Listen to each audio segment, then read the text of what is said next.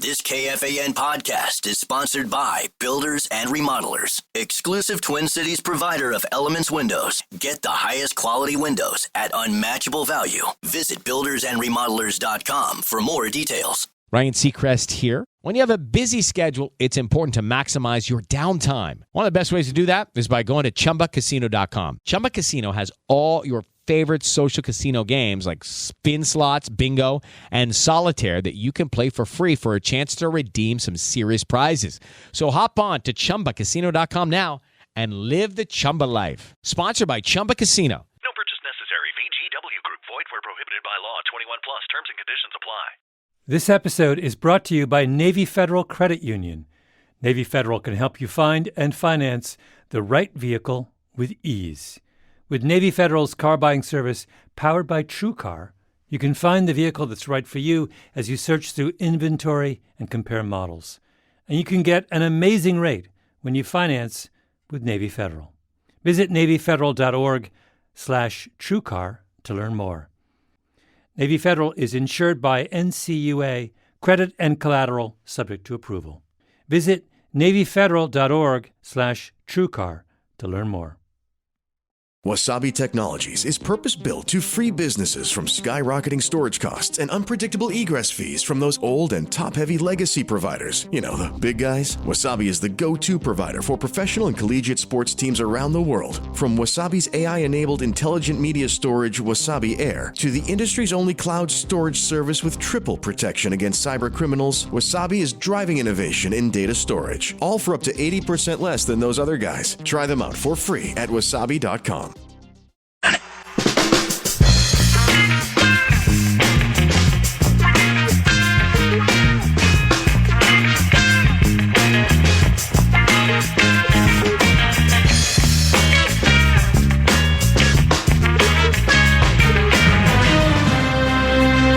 Breaking news from about 20 minutes or so ago from Lou Raguse. You're familiar with Lou? Love Intrepid reporter for KARE 11, frequent contributor over the years to this program, especially the last several years. According to a criminal complaint, the feds seized 900 pounds of crystal meth worth $25 million in those search warrants this month that people mistakenly thought was part of an ICE raid. This was the one was it South Minneapolis? What was the exact location? I think that's right. Yeah, it was Minneapolis. It was Minneapolis, at least to know that much. We talked about there's still op-eds being written and debate breaking out about the approach and who told what whom and communication, etc. Raguse reporting that that would seem to be a fairly sizable stash that they picked up, if indeed that information is accurate. So if we get any more details on that, they were apparently concealed in what's described as large metal spools.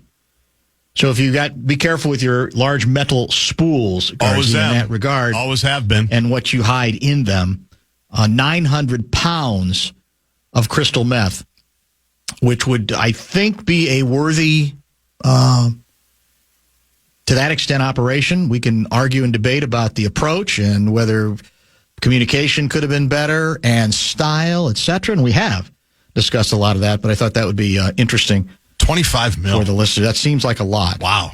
Tough day for that drug dealer. The best piece I've read yet on immigration and immigration enforcement. And the headline on it is, voters wanted immigration enforcement, but not like this. America should not be doomed to oscillate between two types of chaos. Instead, we need to re-embrace the antidote for chaos, the rule of law. It's written by a guy named David J. Beer, or Beyer, B-I-E-R. I may be mispronouncing the name. Let me give you a couple of highlights. Many voters elected President Trump to end border chaos. Illegal immigration remains low, but voters' opinions of his immigration policies as a whole have soured. Reason is that they view Trump's actions away from the border as just more chaos. Americans aren't against enforcement, but not like this. He writes, the public's perception of chaos stems from the fact that Trump's policies appear arbitrary. Under President Biden, no one knew why people were getting into the country. Now, no one knows why people are getting thrown out. Under Biden, people came illegally or chaotically. Now, people are being deported illegally or chaotically, and the public cares about order in both directions. And the opinion of this writer is that America shouldn't be doomed to oscillate basically between two types of chaos. And there's a section about separation of powers and the founders that I won't bore you with, even though it's important for the sake of brevity. During Biden's term, much of the border chaos traces to the fact that immigrants never really knew what the rule was. On paper, it was illegal to cross between ports and legal to cross at them. In reality, at least from 2021 to 2023, ports were mostly closed and about half of the illegal crossers were allowed to stay. He writes that the chaos has not really dissipated. It's only moved locations from the border to the interior. The basic framework of Trump's interior enforcement is that it is whimsical and arbitrary. It's not about merit, not about public safety threats, not even about people here illegally or about non-citizens, as Trump is seeking to strip U.S. citizenship from people and remove U.S. citizenship for many U.S.-born children. There's no articulable rule. Consider that Trump is arresting highly educated, lawful immigrant students for op-eds written long ago. Setting aside First Amendment, the founders would be, or actually were, equally aghast at the subjecting of men to punishment for things which, when they were done, were breaches of no law and the practice of arbitrary imprisonments. The rule of man is back, and it is as chaotic as ever. Trump has basically empowered agents to strip immigrants of lawful status and immediately deport them. They're even arresting lawful immigrants based on secret criteria like forbidden tattoos and sending them without due process to a foreign prison. All this is unnecessary. Restoring the rule of law can end the chaos, and that starts with clear, consistent, and predictable rules. U.S. just needs straightforward, transparent policies on immigration. When the government accuses someone of being in violation of the law, clear rules would enable rapid implementation in accordance with due process.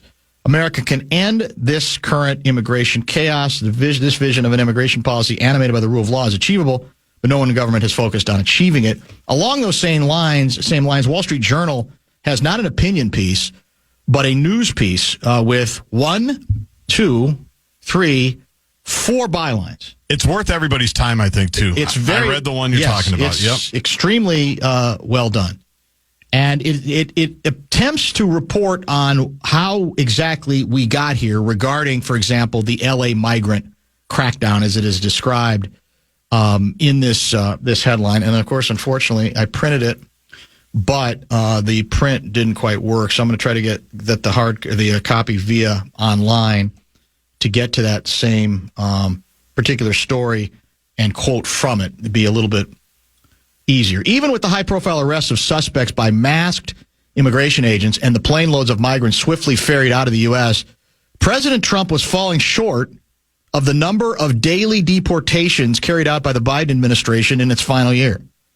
So in late May, Stephen Miller, a top White House aide and the architect of the president's immigration agenda, addressed a meeting at the headquarters of Immigration and Customs Enforcement known as ICE. The message these 4 reporters for the Wall Street Journal conclude was clear. The president, who promised to deport millions of immigrants living in the country illegally, wasn't pleased. The agency had better step up. Gang members and violent criminals, what Trump called the worst of the worst, were not the sole target of deportations. Federal agents needed to just go out there and arrest illegal aliens, Miller told top ICE officials who had come from across the U.S., according to people familiar with the meeting. Agents did not need to develop target lists of immigrants suspected of being in the U.S. illegally, a long-standing practice, Miller said. Instead, he directed them to target Home Depot, where day laborers typically gather for hire, or 7-Eleven convenience stores. Miller bet that he and a handful of agents could go out on the streets of Washington, D.C. and arrest 30 people right away. Who here thinks they can do it? Miller said, asking for a show of hands. ICE agents appeared to follow Miller's tip and conducted an immigration sweep Friday at the Home Depot in the predominantly Latino neighborhood of Westlake in Los Angeles, helping set off a weekend of protests around Los Angeles County, including at the Federal Detention Center in the city's downtown. Saturday, Trump ordered 2,000 National Guard troops to Southern California despite objections by Governor Gavin Newsom. Goes on from there regarding also mentioning that roughly 700 Marines have also been dispatched to protect federal property and personnel. I don't think they have been used yet, but I have not read the latest on that today. And then there's a quote here from senior fellow at the Migration Policy Institute. To do this in militaristic gear in L.A. is intended to notch up the image of deportations being in high gear, but the actual deportations are paltry compared with the imagery. But the imagery, I think we'll all agree, is rather powerful, is it not? It's and potentially dangerous as well in terms of how people read into it and what they conclude on the basis of it. The administration's immigration enforcement is a sharp break with past government practices, according to attorneys, immigration advocates, and officials from previous administrations. Federal agents make warrantless arrests. Masked agents take people into custody without identifying themselves. Plainclothes agents in at least a dozen cities have arrested migrants who showed up to their court hearings.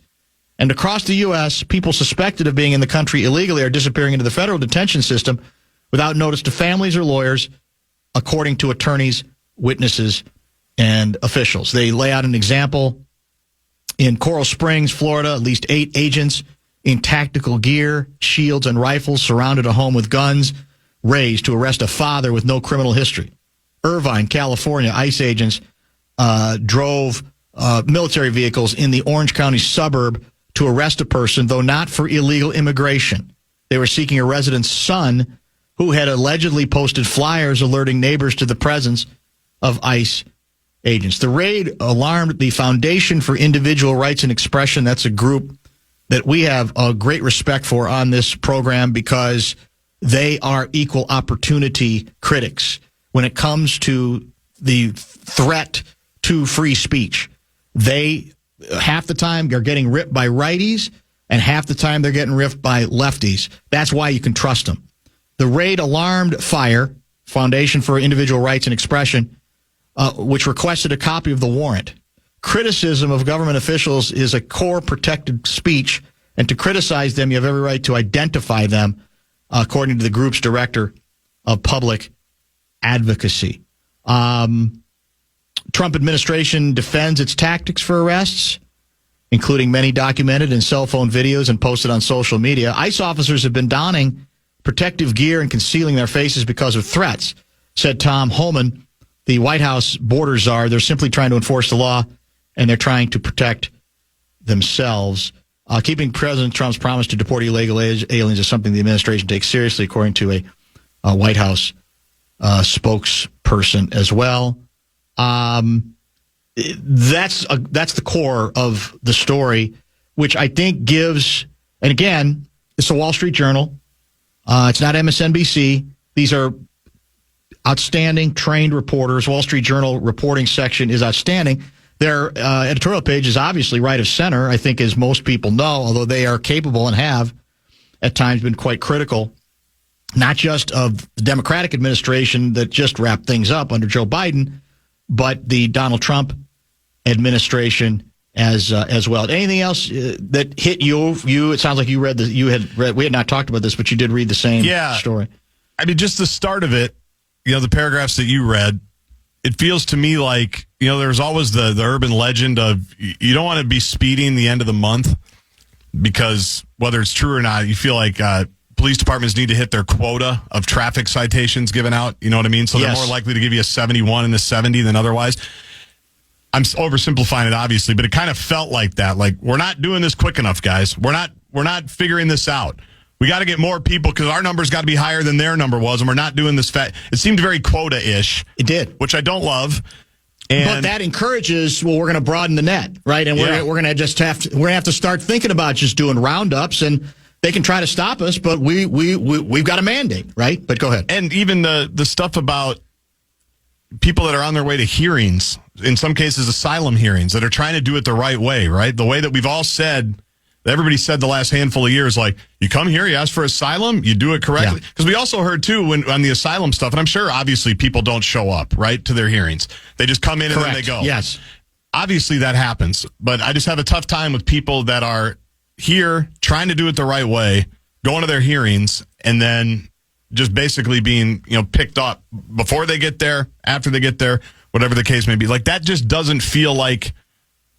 It's not what I voted for, certainly. There's no procedure. There's that's nothing. What I mean. Yeah, there's nothing. There is nothing systematic about it, and we're finding out in many cases, as several judges have confirmed, including Trump judges, it's in many cases illegal the way it's being done. And it's funny because I'll get almost every show when this stuff comes up. Well, it's what I voted for, and I haven't texted back yet, but what I kind of want to text back is there any limit to what this president might do? I mean, if they just start taking people out, would you say, well, they're people who don't belong here anyway, so that's what I voted for? I mean, where does that's what I voted for end? And the polls don't even indicate, I don't even think the polls confirm the notion that this is what everybody who voted for Trump voted for. It was always going to be, I think, to me, where the massive distinction was going to be closing up the border, making the border far less chaotic, which I think a lot of people understood. And between that and what you had in mind with these sorts of quote-unquote roundups that are occasionally going on, where there's a million unanswered questions about exactly what that person was accused of doing, being, etc. The notion that at this point, we're just talking about that the people who are being rounded up or arrested or taken, they're all a bunch of criminals, right? They are all a bunch of wanton criminals who are dangerous. There is no evidence to support it. It's an attempt to throw people off, to say, well, why would you want to stand tall for criminals? I don't think most people want to stand tall for criminals. I think most reasonable people in the center politically, even if they lean a little bit right, would say, well, there's still got to be some semblance of law involved in this. There has to be some structure to it. There has to be, because I don't care what anybody says, it's a chilling look. Right? Yes. It's a forbidding look that I think looks un-American. For me, we always talk about what's un-American. That looks un-American to me. That approach, which is very different than saying, nope, you have a system in place where you're going after individuals. But what the Wall Street Journal story, I think, reveals is, well, this is somebody showed Trump or Trump watched either MSNBC, well, he probably doesn't watch that a lot, but he might to check out the enemy. And somebody put up a graph that said, for all of the discussion about how many people are being removed, there were more people who were removed in the Obama administration on average than there have been in the second Trump administration from a percentage standpoint. And nothing would make his blood boil more than that, right? Well, that's not possible. You can't. And if he didn't see it, Bannon did, right? And so he says, hey, let's sit down and let's figure this thing out. We got to up the ante here on the numbers.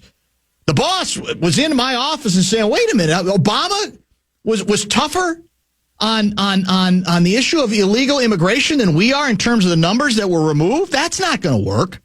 They were apparently quieter about it. But if you recall, and I think we might have even talked about it, there were a lot of Democrats, there were a lot of lefties who muttered that they thought Obama, without being quite as showy about it, for Democrats, was conveying the wrong. They were bothered by the Obama administration approach in this regard, correct? And again, I'm not going to defend. I haven't defended, anybody who listens to the show, the Biden administration at the border.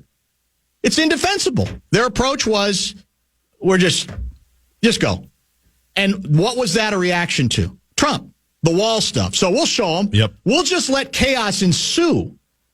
To what justifiable end? None. It made no sense from the beginning. So I think and they ignored that they had a problem forever. Or they didn't admit that they had a problem forever. They absolutely did. And then it became what a lot of people voted for in the last election, right? It became the number one issue. Yes. For a lot of people.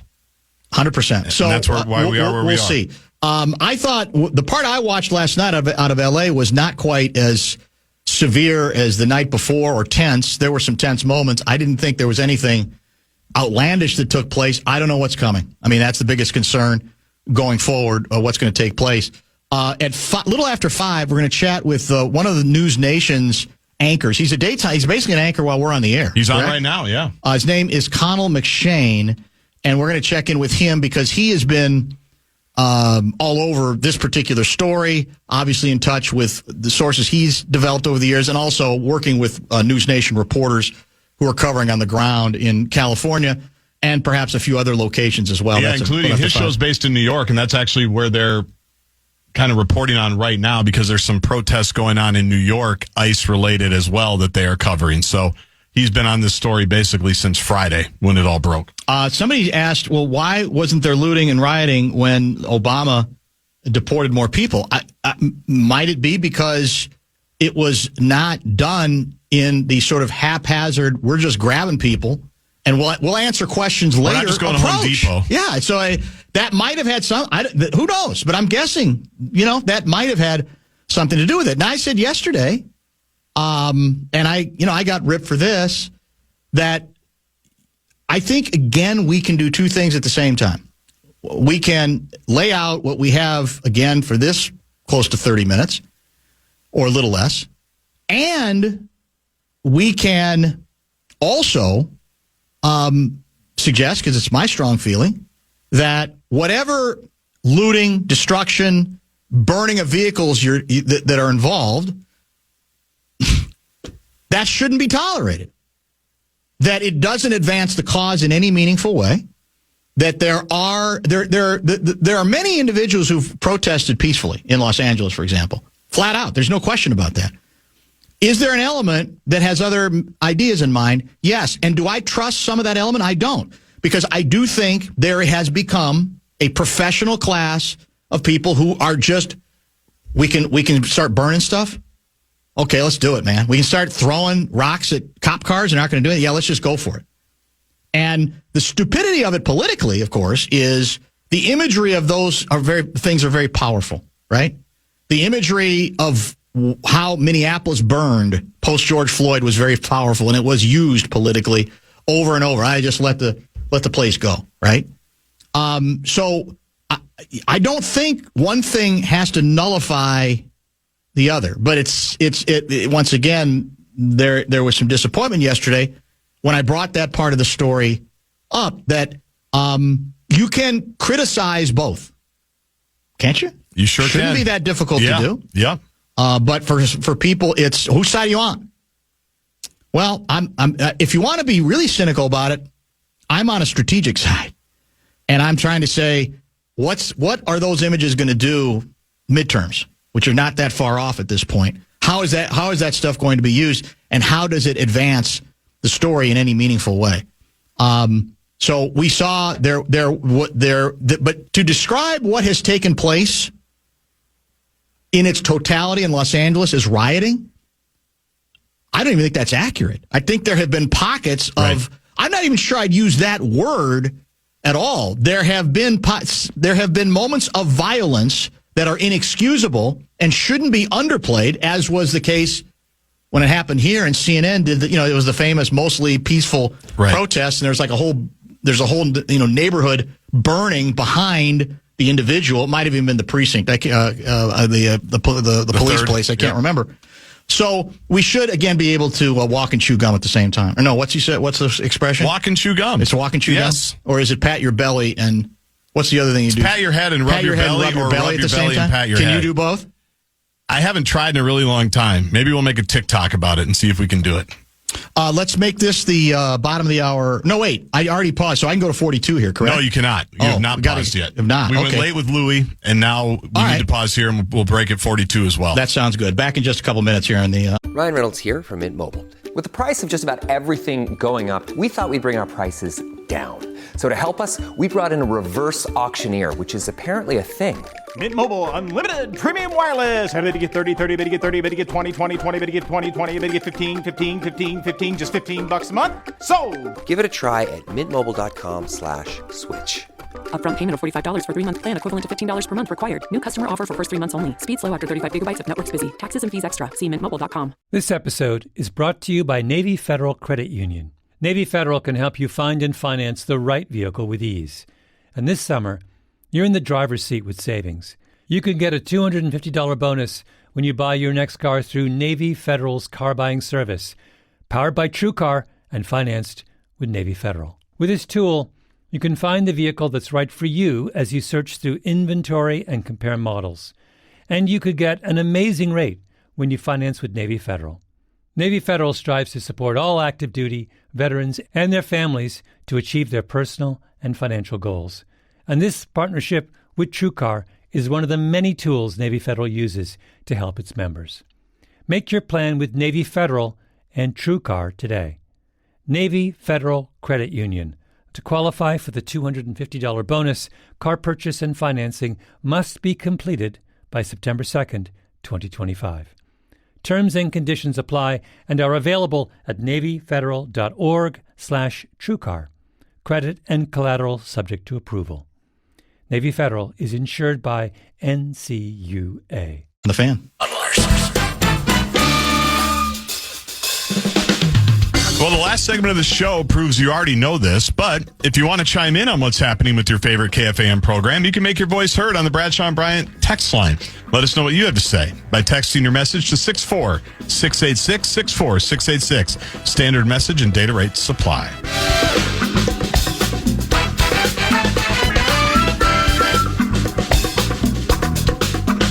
We'll get to some texts on the subject at hand in just a minute. I want to reintroduce a subject we started the show with. We were calling today's program an Esoteric Tuesday show, in which we spent a decent amount of, probably more time than we've devoted to tennis in several years, related to a terrific men's final in the French Open, one of the great comebacks in recent tennis history, preceded by Coco Gauff, the first, I think, American woman or just American to win. It'd be American woman. It'd be American straight period. up. Yeah. In is it over a decade? 2015. 2015. Serena. So there you have it. The other esoteric sport that we wanted to talk about was soccer. I was noting a number of stories that indicating that we're now at 365 days until the World Cup. And the alarm bells regarding the U.S. soccer team are already going off and on, despite the fact that we have spent, was it like $3 or $4 billion for our new training facility, something like that? Probably. We got one of the highest paid coaches in international soccer, and the problem in the short run is we can't seem to win. Right? We've now lost 3 straight.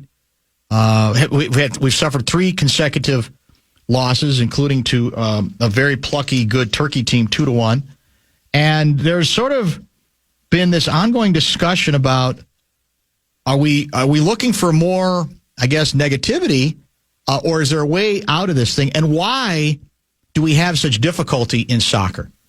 On the men's side, I guess I should clarify specifically, despite all the money that's been spent, all the efforts, the size of the country, the number of, what did the latest numbers show regarding youth participation? Is soccer number 1? Ooh. Ahead of, I'm sure it's ahead of football by now. Yeah, because you kind of have to define youth. That's true.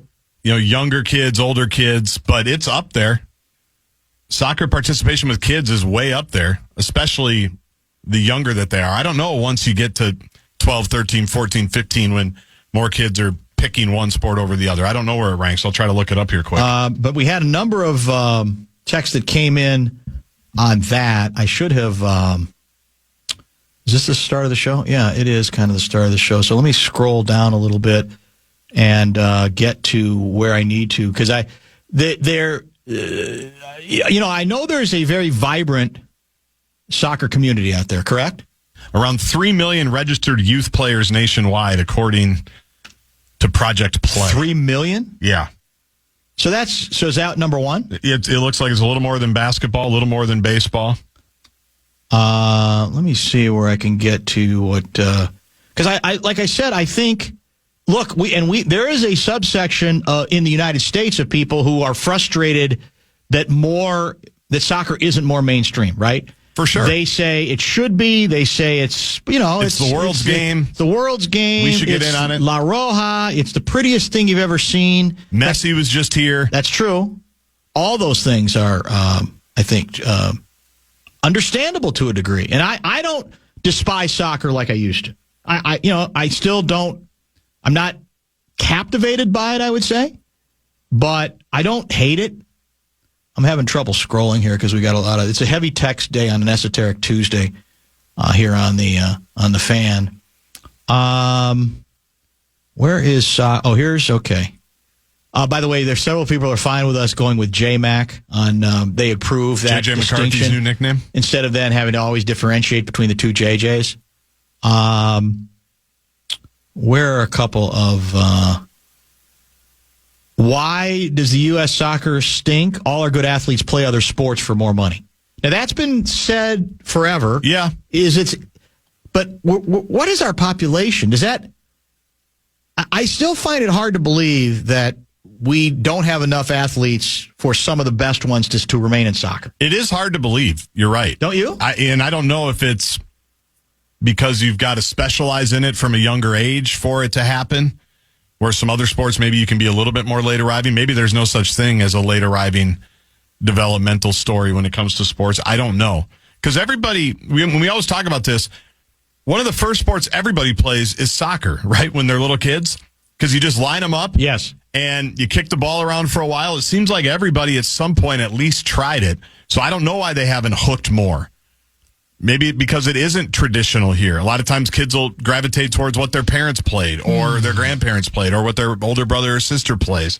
And maybe there haven't been enough people into soccer that have turned that over to a big number. But it is crazy. Do basketball and football take so many on the boys' side of it? Because this is a men issue. Definitely not a women's issue, right? Women's national team's been great basically since the mid-'90s. That's very true. Going all the way to the Rose Bowl 1999 World Cup. Brandy Chastain, statues out front. So with the men, is it that they were playing hockey, they were playing basketball, they were playing football, and they haven't been able to grab it? For my sport, tennis, they absolutely thought like that for a long time. More women were, after the the Agassi-Sampras generation, there weren't a ton that kind of jumped in and were top 5 forever besides an Andy Roddick. We did have a digression early in the show. You mentioned that you might have tried to get the hockey community going on the basis of the late brawling that took place in Florida's decimation of Edmonton, 6-1 in Game 3. Be ready for it. The fighting and retribution is what makes hockey unique without playing. You have no idea what impact these retribution tactics will have on Florida next game. Can't wait to watch. I'm sure they will. They will be constantly looking over their shoulder, worried they're going to get hit. Did he listen when we were laying out the scores throughout this Stanley Cup run of the Florida Panthers? And so they're now going to curl up in the fetal position? They're going to be terrified of Edmonton, a good team. I'm not saying they're not. But they're going to be now doubly terrified. A team that has routinely won in this postseason by 4, 5, and 6 goals is suddenly going to be terrified because the other team unraveled. The other team couldn't beat them, so they decided to cheap shot them.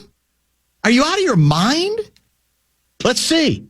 And look, it's only 2 games to 1. The series doesn't have to be over. Edmonton's good, but I'm going to have a lot of really specific evidence to convince me that if Edmonton turns this series, well, that's the game. It's going to be as simple as that. If Edmonton wins, I know that guy's going to say, see, changed the whole series. Told you. Whether it had anything to do with it or not. Speaking of digressions. All right, let me get to a couple more soccer community, because I know they're out there.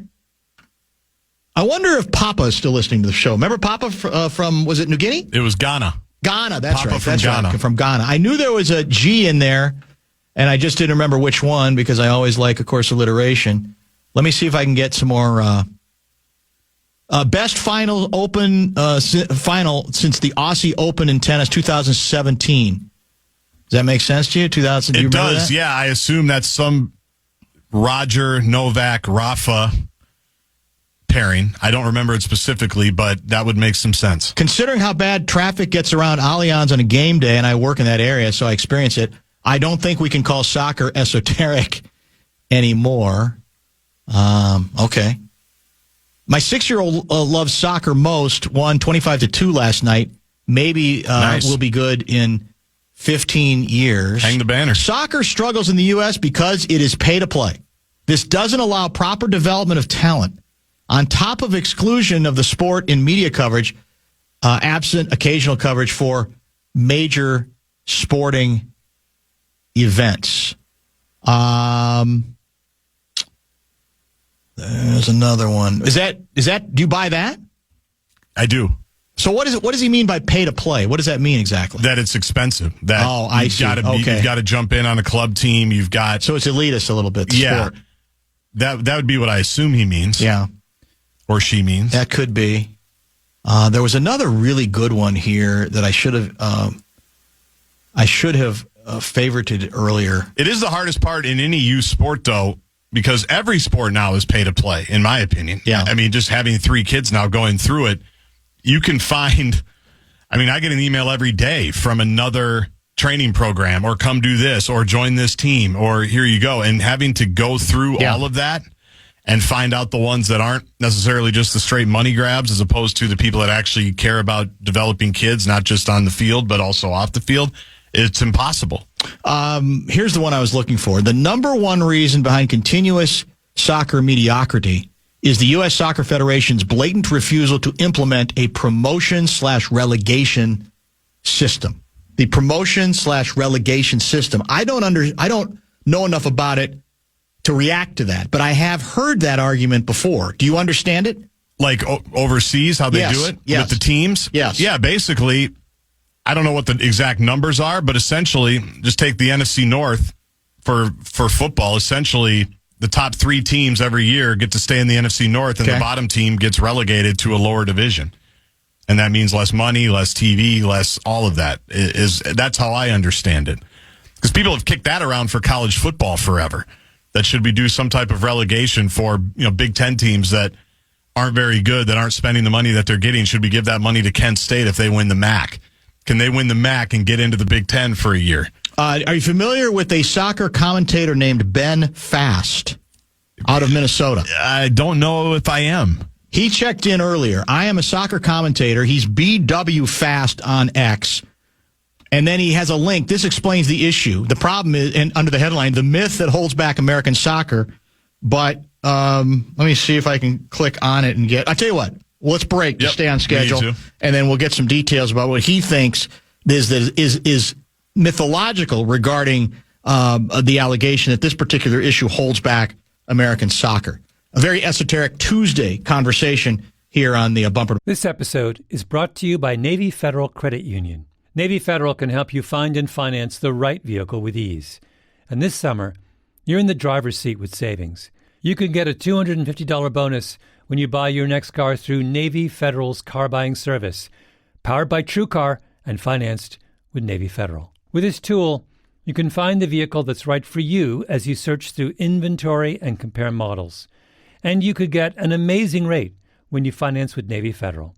Navy Federal strives to support all active duty, veterans, and their families to achieve their personal and financial goals. And this partnership with TrueCar is one of the many tools Navy Federal uses to help its members. Make your plan with Navy Federal and TrueCar today. Navy Federal Credit Union. To qualify for the $250 bonus, car purchase and financing must be completed by September 2nd, 2025. Terms and conditions apply and are available at NavyFederal.org/TrueCar. Credit and collateral subject to approval. Navy Federal is insured by NCUA. Bumper program.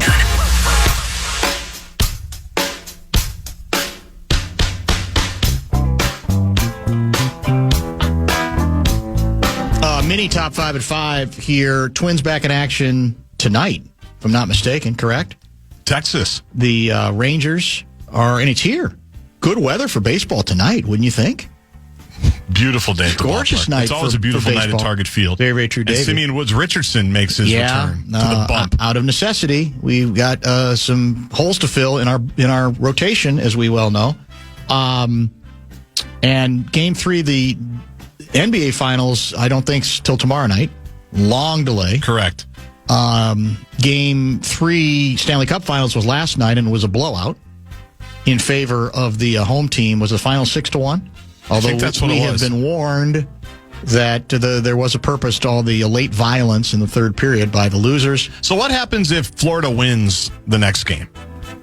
It would be delicious based on the text we've received. Because the whole theory is, well, they were trying to set the table Yes. for the next game. And Yes. the texter that said they're going to be thinking about it every time they go over the middle, or not even. Anytime they're just skating anywhere, because that's what it was last Which night. also kind of suggests that these players haven't played hockey before.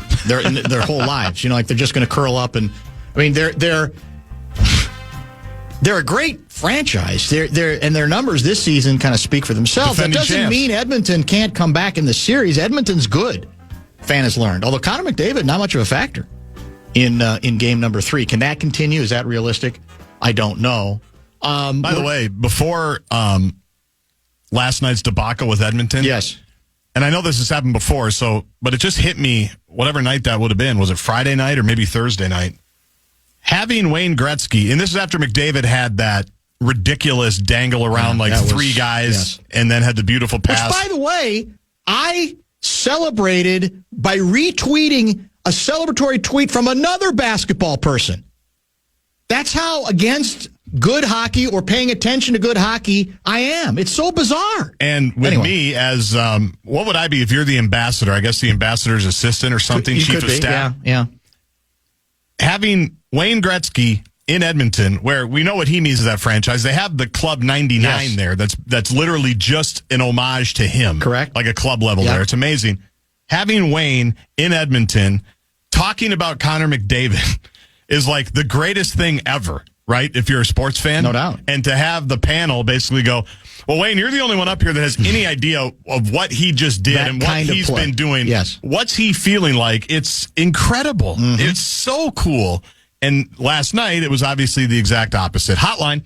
There's your hotline, as we are indeed expecting a phone call. That's why it's a mini version of the top 5 at 5. A lot of coverage, obviously, on what's been taking place, mainly California, but elsewhere as well. And we thought we'd get caught up with a new guest to the program who could perhaps give us some insight, because he's been kind of reporting on this story and anchoring on this particular story for quite some time. And Guardsy's chatting with him now. We'll get that going. His name is Connell McShane, and he anchors. We've talked from time to time on this show about News Nation and the hope that that entity could develop into, find a place in the national/international media sphere, so to speak, for all the obvious reasons. And Connell anchors a program called News Nation Now, which is a 3-hour-long weekday news program. Basically runs much of it during our show. He's on from 2 to 5 o'clock Central Time. The program debuted in September of 2023 on News Nation. It's worth noting, because when we bring a new guest in, we like to kind of set up his bona fides and a little bit of background. If you're not familiar with the name, many of you might be, because Mr. McShane was the anchor chief national correspondent for Fox Business Network for quite some time, daytime and primetime programming, and even with great distinguished work there, also was a reporter at Bloomberg Radio and Television for a significant amount of time as well. He's kind enough to join us via the Connecticut Water Systems hotline. Although, Connell, as we say hello, my producer, Justin, who you're just listening to, did note on your bio, we're not just a sports show, which is part of the reason we wanted to have you on, but there is your roots are in sports broadcasting, as it turns out, correct?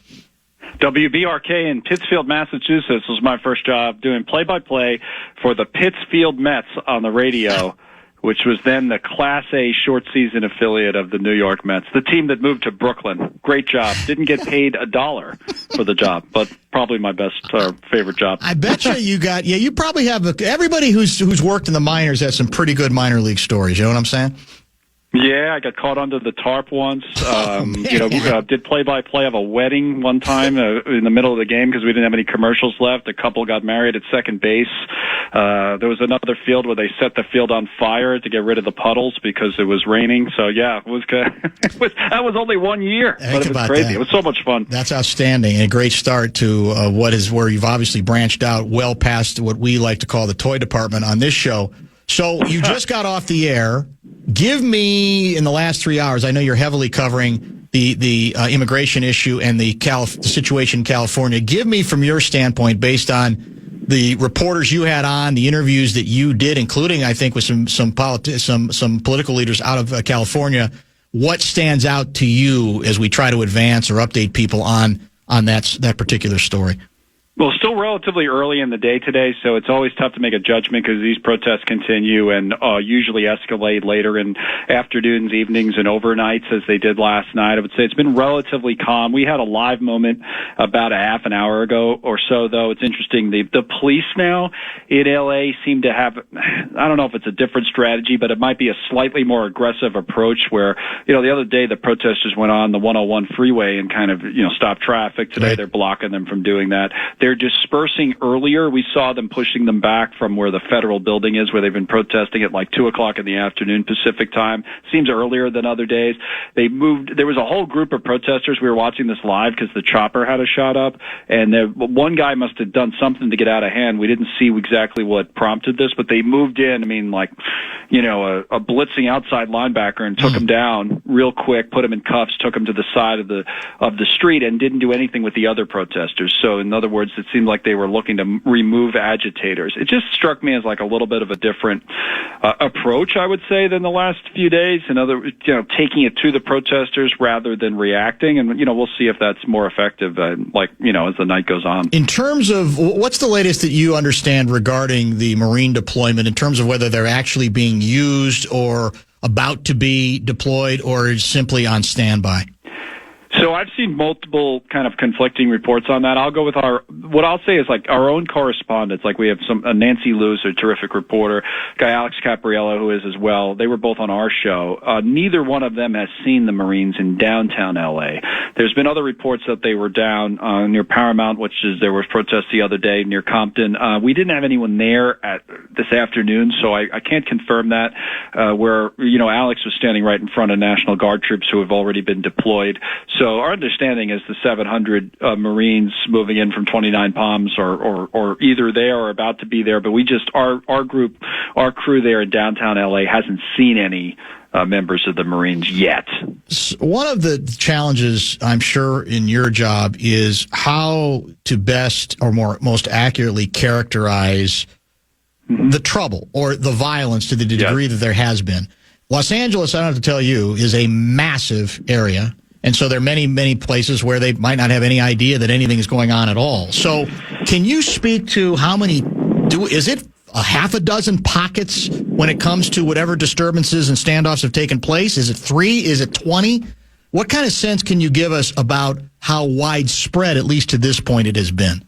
Well, it's funny you bring that up because we did a segment today. We have like a map, and I have a little tablet computer where you can kind of draw on the map, telestrator style like they do in sports. So I did, in the first hour of our show, a little brief overview of that and was just showing, to your point, how sprawling of a city Los Angeles is, or a county of Los Angeles is. Even the city itself is big, but Los Angeles County goes all the way out, and we were just showing, down up the Beverly Hills and down the coast in Santa Monica and Long Beach and what have you. And the protests themselves are in a relatively small area, with the exception of Paramount, where those protests were, again, right just east of Compton, which is still a relatively contained area there south of downtown Los Angeles. Most of them have been in the downtown area near the federal buildings, right off the 101 freeway. Last night I was watching some of the coverage, and the protesters moved just a matter of maybe 3 or 4 city blocks. You would think from watching that they had taken over a big part of the city, but it was really a relatively small part of the city. So yeah, if you're out in the the outskirts of Los Angeles, and you're not paying attention to the news, of course, and have no reason to go downtown, I'm sure you're going you're going about your day the way you normally would. So it's like I always say in these situations, multiple things can be true at once. So there's been terrible violence. There was some looting last night. We saw that. We reported it. We had the video. And at the same time, when the mayor comes out and says this is in an isolated, relatively small area, she's also telling the truth. So all of those things can be true at once, especially in a big city. I've covered protests in certainly in California. I remember covering a big one in San Francisco years back when Trump was first coming in, and a number of them here in New York. And that happens all the time here in New York when we'll have a protest somewhere and someone else is, having a coffee and has no idea on the other side of town, because these cities are big, and Los Angeles even more so because it's so spread out. So yeah. I think that's true. We're chatting with Colin McShane, who anchors News Nation Now, a 3-hour weekday news program from 2 to 5 Central Time.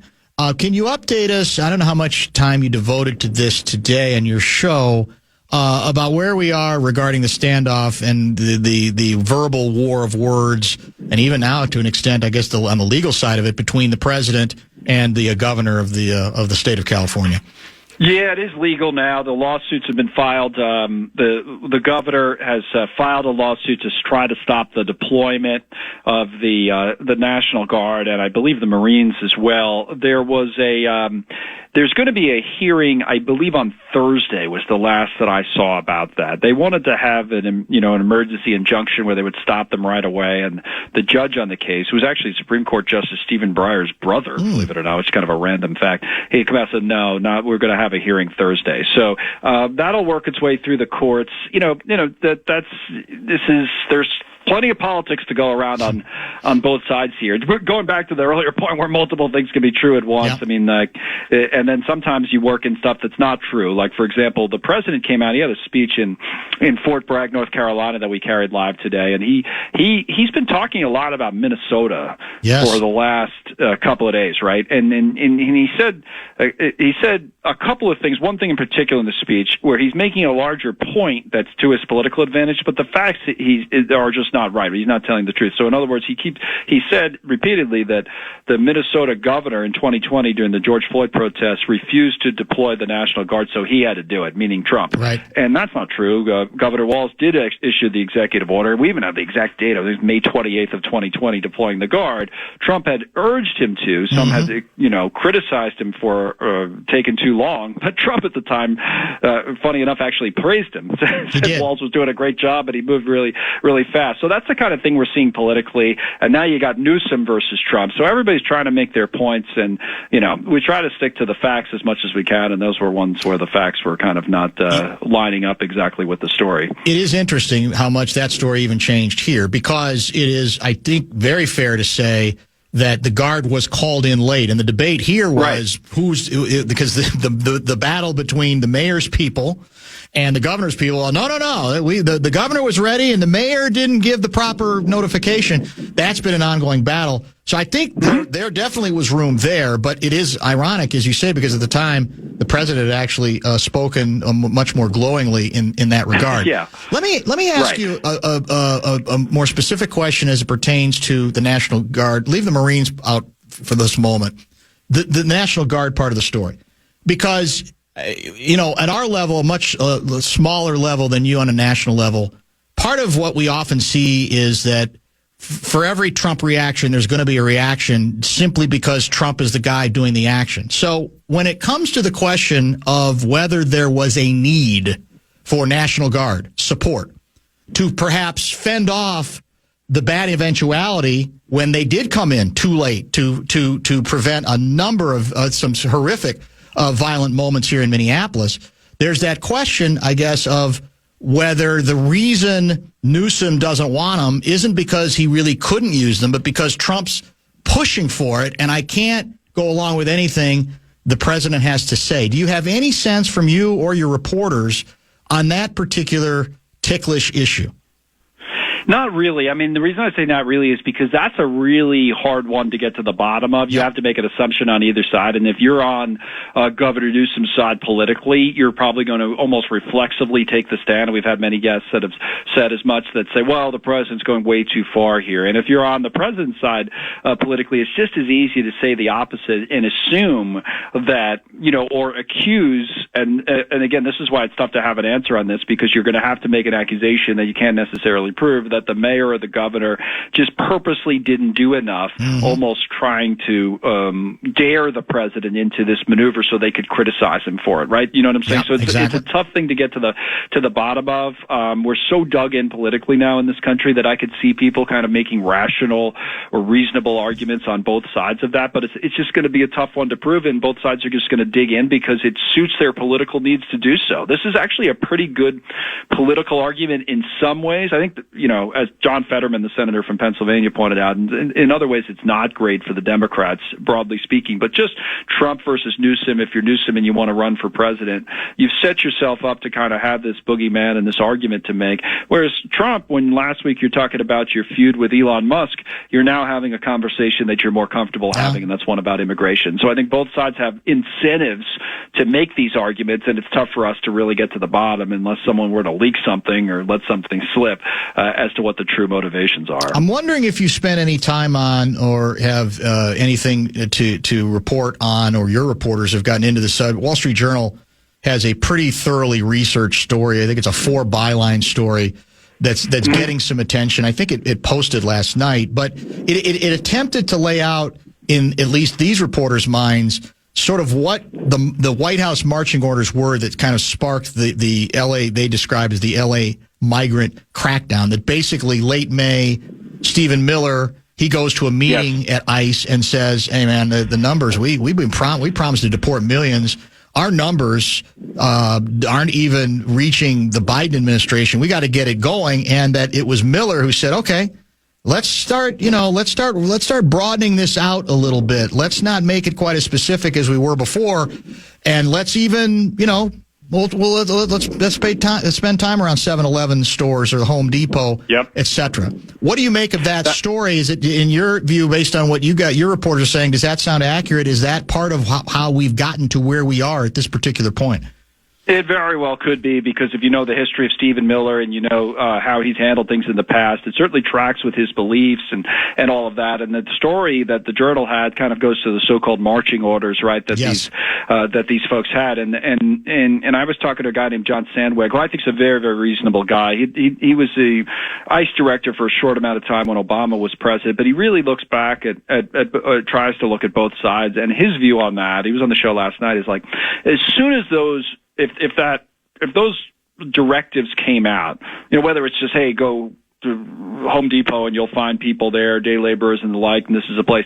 But as soon as directives came out that said that you have to make X amount of arrests per day, like it was like 3,000 or whatever it was, that, he said, made this, what we're watching, inevitable. In other words, he said, as soon as that happened, there just was no way to get to those numbers without doing something that was going to provoke some sort of unrest. Now, a lot of people say, well, these people are here illegally anyway, but remember when Trump came in and the administration came in, whether it was Tom Homan or Stephen Miller or the president himself, a lot of the conversation at the time was, we're going to go after the worst of the worst, people who are criminals and that kind of thing. And many people saw this next step, however it actually came about, as going beyond that. And Sandweg's point was, you're just making a rough situation, not excusing behavior like, throwing a rock at a federal officer, but you're making you're provoking a situation that's inevitably going to come to fruition, whether you want it to or not. I think that's probably fair. Polls are funky, and as I don't have to tell you, and I thought there was a stretch of time that indicated that the general population was not all that particularly excited with some of the not the immigration work at the border, but internally inside the country. Yet, a couple of people have texted me today when I've gotten to the subject, say, wait a minute, you haven't seen the latest ones, and the latest ones indicate that a surprising number of people are okay, even with the way the approach has seemingly changed. Have you reported on any of the poll numbers? Do they tell us anything, or is it pretty hard to follow them? Well, I think on the general, on general issues, Trump's best issue, although it's not as strong as it was during the campaign, I don't believe, maybe the numbers have gone up to a similar level, has been immigration, right? Broadly speaking, you say, hey, what issue is he handling the best? His numbers on the economy with the trade war had come down. We'll see how that goes with everything with China. What stood out to us today, and we used this on the show, there was polling specifically on the use and the deployment of the military, and that wasn't as positive. In other words, there were a number of people who said, yeah, we agree with the president in terms of what he wants to do, the goals of what he wants to accomplish when it comes to immigration, but the how we're not so sure about. And he was underwater, as they say. In other words, there was more disapproval than approval on use of the military. It's something that, maybe people's minds change over time, or they'll watch how things happen in California, or if it happens in other cities or states. But it's just something people have or not comfortable with in this country. It's not something that we're used to seeing, use of uniformed members of the military patrolling American streets. We're seeing, we've seen the National Guard many times called in to help with disasters and things like that. But in this particular function, that makes people uncomfortable, even if, which is what I thought was interesting about the numbers, even if some of these people agree with the president's goals, they are concerned about that part, the how. Two last quick items for you, and I really appreciate the time. One is, and this is probably an impossible question to answer, is there any sense from the reporters on the scene that you have that things are, calming relatively speaking, or that we're still headed, that at any point one incident can blow this thing up, at least as it pertains specifically to California, maybe elsewhere as well? That means there can really be no relaxation when it comes to whether we're going to see the peace. That's always the way it is in these situations. Like, for example, earlier today we had a reporter, I mentioned Alex, he was on the scene and they had a bunch of religious people, some of them in collars, reverends, others were nuns, I believe, and they were standing around praying and laying flowers, and it was just the most peaceful moment you could ever imagine. And then a few hours later we had the moment I described where the police moved in very quickly to arrest some sort of an agitator. Looting happened last night very, very late. I mean, that's just a pattern we've seen in all kinds of protests. One of the more interesting protests I ever covered in person was the start of the democracy movement in Hong Kong. I was going to China at the time to cover a different story, and the Hong Kong protests broke out, and we were there for one of the first days, and everybody said, well, this is a crazy protest. But that, again, happened late at night. People wearing masks because they were afraid of their facial recognition, the Communist Party coming in and figuring out who they were, walking around almost, just milling about in the daylight hours, and then when the night falls, someone starts it up, and next thing you know, it escalates. Tear gas comes from the police.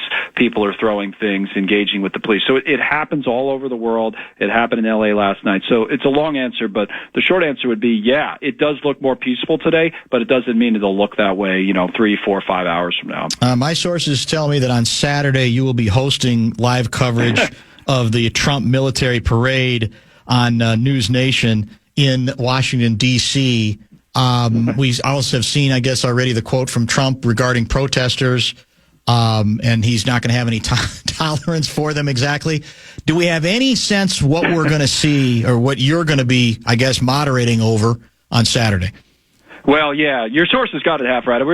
Just to be fair, I think Leland Vittert and Anna Koyman are handling the actual parade. We're doing kind of the pregame show, our normal time, gotcha. 6 p.m. Eastern time. I don't think the parade starts until like 6 for whatever reason, which does bring up a larger point. I saw earlier today, I was looking at a map of this that some group had put out. There's a bunch of protests scheduled for Saturday. Yep. They're calling it the No Kings. Like, we don't have a king in this country. That seems to be the idea. So it's more than just immigration. And the map of it, there were dots all over this map, not only Washington, but all kinds of cities. So, we'll see. You see how these things develop. But right now, it's not just the parade itself. It's the protests around it. That was Trump's point. People are pointing out all kinds of irony in some of his comments, particularly when you relate them back to, what he said or didn't say or did or didn't do on January 6th. That being said, that was his point, saying that, we're going to crack down on this stuff. But it's supposed to be all over the country. We'll see. So that's an added wrinkle to the whole thing on Saturday. Really appreciate the time, Connell. I appreciate you giving us an extended time. Hope we can do it again sometime down the road, and good luck with your coverage on Saturday. Thanks again for helping us out. Thank you, sir. I really enjoyed it. This was fun. Much appreciated. Thank you. Connell McShane is his name. He's the basically midday, one could say, a little past midday, I guess you could say, 2 to 5. So somewhere in between, host of News Nation Now. That's, of course, you got your CNNs. You got your MSNBCs, right? You've got your Foxes, and then you got a company that's trying to find a place, right? Find its own place. They want to believe that they are less interested in being identified as left, right, whatever. They're trying to report is what they're attempting to do. And he is one of their big-time daytime hosts, and I enjoyed very much the conversation with him. He came to you via your sources, highly recommended, and I now see why. It was, as I said, his background as a reporter is gold. I mean, he goes way back for many years with Fox Business as a news correspondent for them as well as covering business stuff, Bloomberg, etc. So anytime you can drop, I covered that in Hong Kong. Yeah. That's pretty authentic. It's a humble brag, but it's a good one. Oh, it's a great flex. And it fit in perfectly. Were you ever in Hong Kong covering a protest? No, I wasn't. I've never even been I've never been to Hong Kong. Me I don't neither. think, unfortunately. I've never left North America. I don't think, unless you count the Bahamas. Are they in the North America? In the North America. Don't answer. I don't even want to know. I think do it. Is it still named North America? Or has that been changed? That's a great question.